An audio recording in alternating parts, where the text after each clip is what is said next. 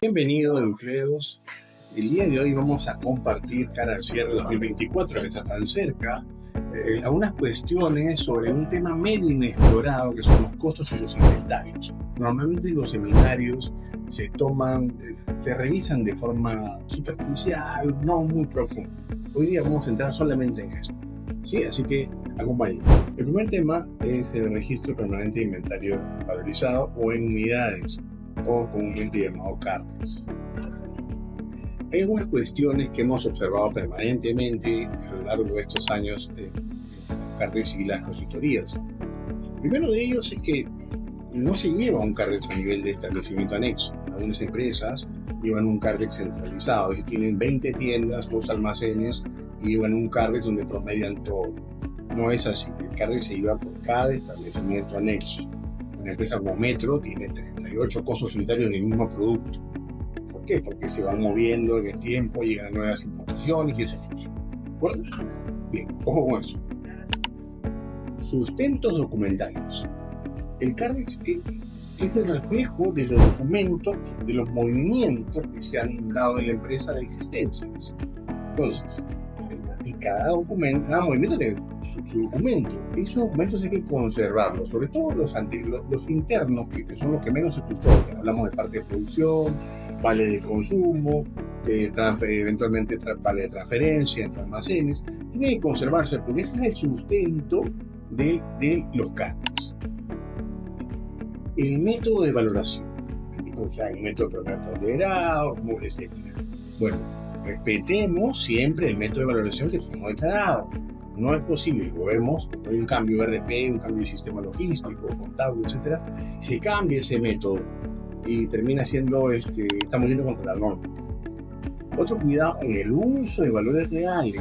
¿Sí? En varios RPs, los sistemas costean a valor estándar, predeterminado, y eso genera que los movimientos sean valorizados también así.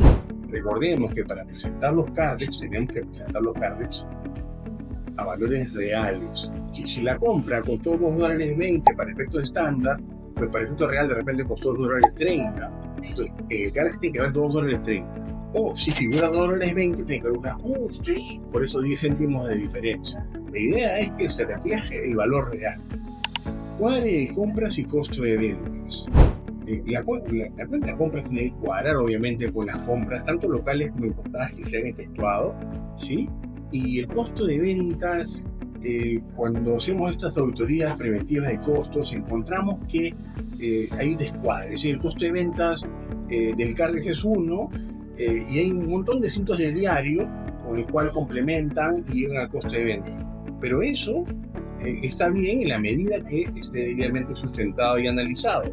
Luego, los tipos de existencias. Es una empresa comercializadora, solamente lleva CARDEX de su mercadería. Sin embargo, recordemos que también tiene embalajes, tiene eventualmente algún tipo de suministro, algunos repuestos. Se tiene que llevar todas las existencias, desde la 20 hasta la 26. ¿Sí? Tenemos que dar todas las existencias. Y paralelo a esto, solamente con un macro, recordemos la obligatoriedad de llevar los CARDEX. Sí, es importante definir si debo llevar un CARDEX por unidades, según mi nivel de ventas, de 500 UITs a 1500 UITs, o debo llevar un CARDEX valorizado de 1500 UITs en adelante. Eso es más o menos 7.7 millones para el año 2025. ¿Sí? Empresas como las constructoras, por ejemplo, a veces creen que por el hecho de que los materiales van de frente a la obra, las obras, no deben llevar CARDEX. Equivocados. Tienen que llevar un CARDEX de compra y la salida de consumo inmediato para tal obra. Segundo tema, tenemos el libro de registro de costos. Este libro que normalmente lo asociamos a empresas industriales, ¿sí? Recordemos mucho que para estar obligado a presentar registro de costos, obviamente hay que cumplir cierto nivel de ventas, ¿sí? Más allá de 1500 UITs de ingresos del año anterior, obliga a llevar un registro de costos, pero no solo a las empresas industriales, y es un tema que es importante tener, porque la norma especifica, según la resolución Es un AT de 2016-17 en el que se especifica que no solo están obligadas las industriales, también las empresas de servicio que cuyo entregable, cuyo producto es un bien físico. Por ejemplo, el caso típico, una constructora. Una constructora, digamos, entrega edificios, entrega departamentos, entonces tiene que llevar un registro de costos si es que cumple el nivel de ingresos.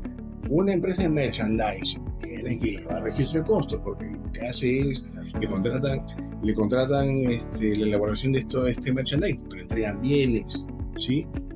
Igual el caso de los restaurantes, que a veces no se entiende muy bien porque está en una línea muy difusa, ¿no? Entonces, en ese caso también se debe llevar registro de costos si es que se alcanzan los niveles de venta, sobre todo a nivel de las grandes cadenas de pollerías, restaurantes. Sí, porque es un proceso de transformación, recordemos eso. Otro error que vemos cuando visitamos empresas es que encontramos que el registro de costos se lleva de forma global. Me explico. Toda empresa que fabrica tiene una serie de procesos. Corta, moldea, envasa y entrega. Entonces tiene una serie de costos, y tiene centros de costo en los cuales se asignan costos de los diferentes elementos de costo, materia prima, mano de obra, así. Sin embargo, y así debe estar desglosado el registro de costos, sin embargo, apreciamos que no se desglosan estos y se agrupan todos en una gran bolsa por mes. Y eso no es correcto. Luego, el tema del cuadre de la información de este registro de costos con la información de la contabilidad. Eso tiene que hacerse mensualmente. Siempre recomendamos que el registro de costos no debe llenarse a fin de año o cuando hay que presentarlo, sino hay que llenarlo mes a mes para identificar potenciales ajustes o impactos en los resultados, ¿sí? Y luego está este tema que es el registro de costos, sea computarizado o electrónico, siempre hay una fila de ajustes. Entonces, esta fila de ajustes termina a veces siendo una suerte de repositorio, una suerte de bolsillo de payaso, donde todo le pones las diferencias, ¿no? Todas las diferencias se incorporan allí. No, eso no es así. Esos ajustes tienen que estar debidamente sustentados, explicados, detallados en hojas de papel. Como tercer punto tenemos los estudios de mermas, ¿sí? Esos estudios de mermas, aquellas empresas obviamente que tengan mermas, digamos, hay algunas cuestiones que siempre son importantes repasar. La primera de ellas es si se contrató un estudio de mermas por cada año, ¿sí? Porque, a ver, seamos realistas, las mermas de un año sirven para sustentar el estudio de mermas y la reducción de mermas de ese año. No podríamos proyectarla 3, 4, 5, 10 años. Al respecto, y hay una casación de la Corte Suprema que aclara esto, pero técnicamente siempre estuvo claro. Por un tema de ahorro de costos, de gastos, no se contratan los estudios de mermas año a año, pero eso es un error. Ese estudio se desarrolló realmente en la planta o en las plantas de fabricación en las cuales ocurre la merma, se generan las mermas. Y también si la cantidad de muestras fue representativa. Ojo, no basta estar un día en planta y con un día en planta uno toma unas mermas y listo, y ya concluye. No, eso es imposible. Y lo peor es, se contratan estudios de gabinete, de empresas que dan el servicio a estudios de gabinete, o jóvenes profesionales que contratan estudios de gabinete, y eso no sirve para nada. Porque finalmente toman la información de producción de la empresa, le hacen estadística y concluyen sobre la misma información. Entonces ahí no hay una verificación de cuál es la merma real según alguien independiente comparada con la merma que existe en la empresa según los costos. El siguiente tema es si las muestras se tomaron el mismo año, en el mismo año, ¿no? Ya lo hablábamos al inicio, las mermas tienen que ser tomadas en el mismo año del cual van a deducir tributariamente los gastos por merma.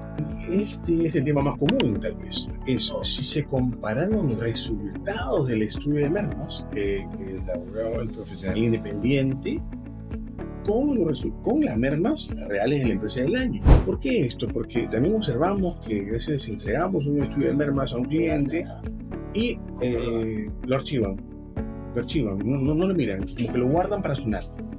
Pero no, eso no es el procedimiento. Lo que debe hacerse es revisarse el estudio de mermas y compararlo contra las mermas que tenemos en el costeo. El costeo, recordemos que si la merma que se ha determinado vía un estudio independiente, si es mayor a la que está en la contabilidad, no hay ningún problema. El problema es si es menor. ¿Qué pasa si el consultor independiente fue y observó un nivel de mermas de 1 a 5% y la merma en la contabilidad está en 12%? Esa diferencia es reparable. Es reparable y con tanto se paga un impuesto adicional y otra cosa. Se pretende justificar desmedros con estudios de mermas. Eso no es posible. Los desmedros tienen su propio procedimiento su propio tratamiento especificado según SUNAT. No se pueden mezclar, ¿sí? Las mermas se justifican con un estudio, los desmedros con procedimientos tributarios. Como cuarto punto tenemos el inventario físico anual. Hay algunas situaciones que tenemos que observar y comentar. La primera de ellas es que hay que contar con procedimientos, ¿sí? Para esta toma de inventario. Inventario aprobado por la gerencia general, la gerencia financiera, contabilidad, etc.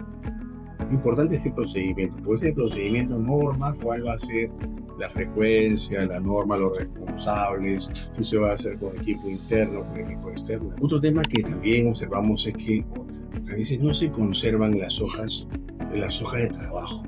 Es decir, el primer reconteo, el segundo reconteo, porque eso evidencia que efectivamente ha habido este inventario, que no solamente es una lista de ajustes, ¿verdad? Esto evidencia que se ha hecho un inventario, pero estas hojas de trabajo hay que conservarlas. ¿De acuerdo? Lo tercero es el informe final. Para hacer los ajustes de inventario, sea positivos o negativos, por sobrantes o faltantes, tiene que haber, eso tiene que ser aprobado por la gerencia general o a quien destaque, pero lo correcto es que el gerente general apruebe esos ajustes que afectan los activos de la empresa. Entonces, este informe final tiene que conservarse durante los años que dure la prescripción, digamos unos 5 años, ¿verdad? Posteriormente, la pregunta es, si ya se aprobaron los ajustes, ¿se incorporaron en los libros cartes? ¿Se incorporaron en los sistemas de inventario? Tendrían que serlo. Y para eso hay transacciones que la SUNAT determina, ajustes de inventario positivos, ajustes de inventario negativos. Como punto 5 tenemos las hojas de costeo de producción. Y es muy importante tener una debida claridad y un sustento de cómo estos costos de fabricación son asignados a la producción en proceso y la producción terminada, ¿sí?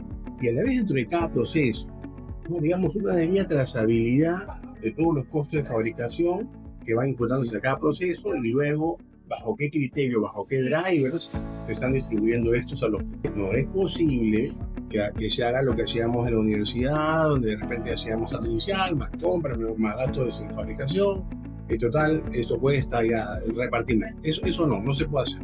Hay que tener un criterio muy claro para sustentar por qué le asigno este costo a este producto, en perjuicio de otro. Luego, al mismo tiempo, también tenemos que sustentar de forma clara cómo se valoriza el ingreso de la producción terminada al almacén. Y ojo con los RPs.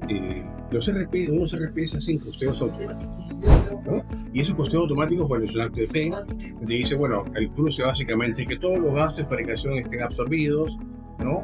Y que ya, adentro, pues, y eso cuadra.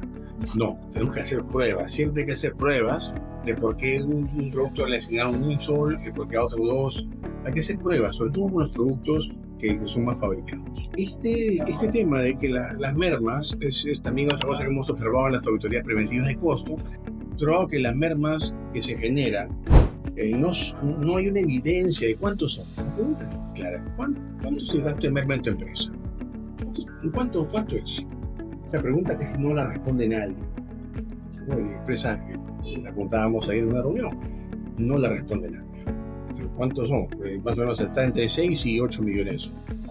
Pero eso tiene que saberse. ¿Y dónde está la respuesta? Que las hojas de costeo, que tienen que reflejar esa merma y luego son absorbidas por los productos buenos. Pero tiene que haber esa trazabilidad. ¿Para qué? Para que cuando haya una fiscalización de estudio de merma, se compara el estudio de merma elaborados por el independiente con las mermas que tienen los procesos en las hojas de costeo. Y la otra cuestión que también hay que mirar es que si se ajustan las mermas anormales directamente al costo de ventas. Observamos también que a veces toda empresa puede haber unas mermas anormales, se pierde una gran cantidad de materia prima, o a lo largo del proceso hay un defecto de calidad insalvable, pues eso tiene que imputarse al costo de venta y no castigar los productos buenos de ese periodo. ¿Sí? Así que tengamos cuidado con eso, unos con eso. Como sexto punto tenemos los desmedros. ¿Sí? Los desmedros. La primera pregunta que se nos tiene que venir a la mente es si se han cumplido los procedimientos que SUNAT estipula para poder desmedrar. ¿Cierto? ¿Se han cumplido o no se han cumplido?